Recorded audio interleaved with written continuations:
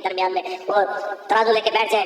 और मुझे तो इस बात पे हैरानगी आती है कि पहले तो वो दूसरे किसी मसलक के लोग थे, वो बातें किया करते थे। अभी अहले सुन्नत के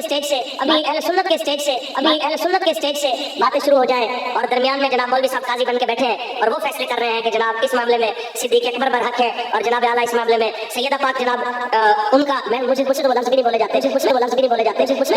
जाते। मैं कहना चाहता हूँ कि ऐसे मौलवियों को खुदा का खौफ करो, अपनी औकात देखो, कहाँ तुम और कहाँ सैयदा की जात।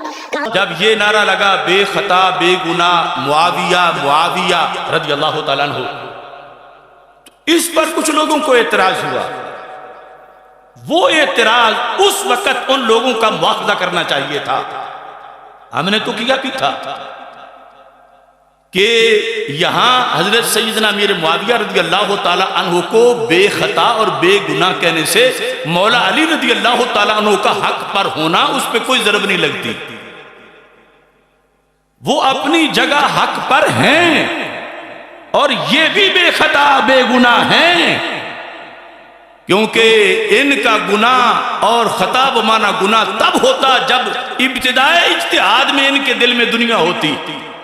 तो फिर हजरत अमीर मुआविया रज़ियल्लाहु ताला अन्हु के लिहाज से ये होता कि माज़अल्लाह वो खता बमाना गुनाह पर थे।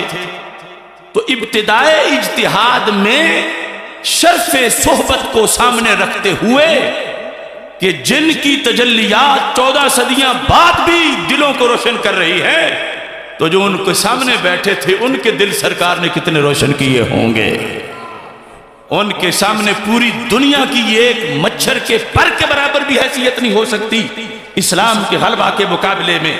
लिहाजा ये जुल्म हुआ हमारे मुआशरे में और जुल्म किया गया ताहिरुल कादरी और उसके फिरके की जानिब से, और फिर कोई जाने ना जाने कैसे कैसे उस कश्ती में बैठे कि हजरत अमीर मुआविया रज़ियल्लाहु ताला अन्हु के बारे में जब लफ्ज़ खता का इस्तेमाल किया जाता रहा, जो सदियों से आ रहा था, उस लफ्ज़ खता को जुर्म बना के माज़अल्लाह पेश किया गया, उस लफ्ज़ खता को गुनाह बना के पेश किया गया।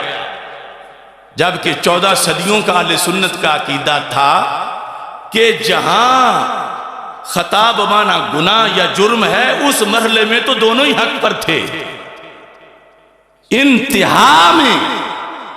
इंतहाए क्यास इज्तिहाद में मौला अली रज़ियल्लाहु ताला अन्हु बिल यकीन हक पर थे हैं और वो हक इज्तिहादी है।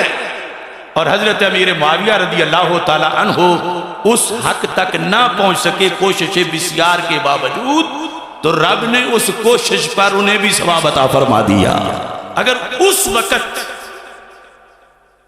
ये वजाहत की जाती या किसी की तवज्जो इन माखज़ की तरफ होती, अगर वो नहीं कर रहे थे तो हमारे लोग मुकाबले में खड़े होकर उसी दिन सांप का सर कुचलते जो गलती फैला रहा था।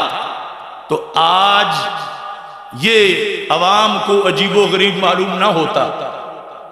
अवाम जो है वो ब्याज को प्याज ना बनाते, बल्कि अवाम तो बिल आखिर समझ गए, लेकिन जिन खवास ने समझाना था वो पता नहीं, खुदा करे मिले पीर को भी ये तौफीक, वो दूसरी जानब निकल गए। जिस वक्त सैयदा आयशा सिद्दीका रज़ियल्लाहु ताला अन्हा की खता का जिक्र किया जाता रहा, और जाहिर है कि 14 सदियों में जब बहस हुई तो हक और खता ये जो आखिरी मरहले का है, हर किसी ने खता के साथ इज्तिहादी का लफ्ज नहीं लिखा। सैयदा आयशा सिद्दीका रज़ियल्लाहु ताला अन्हा के लिए जो लफ्ज खता इस्तेमाल किया गया, हमारा उससे इख्तिलाफ नहीं, लेकिन वो जिस पस मंजर में किया गया, जिस सियाक में किया गया, अगर वो उस वक्त मुआशरे को बताया जाता तो सैयदा तय्यबा ताहिरा हजरत सैयदा फातिमा रज़ियल्लाहु ताला अन्हा के इज्तिहाद के मामला में लोगों को कोई अजनबी बात महसूस ना होती। मगर वहां फातिहाना तरीके से इन तफजीलियों ने जो इंतहाई इज्तिहाद है उसकी खता को यूं बनाया जैसे इब्तिदाई इज्तिहाद में होती है। इंतहाई इज्तिहाद की खता को जुर्म बनाया, गुनाह बनाया, माज़अल्लाह उसको काबिले मुजम्मत और मलामत बनाया। ये पूरी धांधली थी अहले सुन्नत व जमात के साथ। तब लोगों के ज़हन ऐसे हो गए कि खता इज्तिहादी तो जुर्म होता है।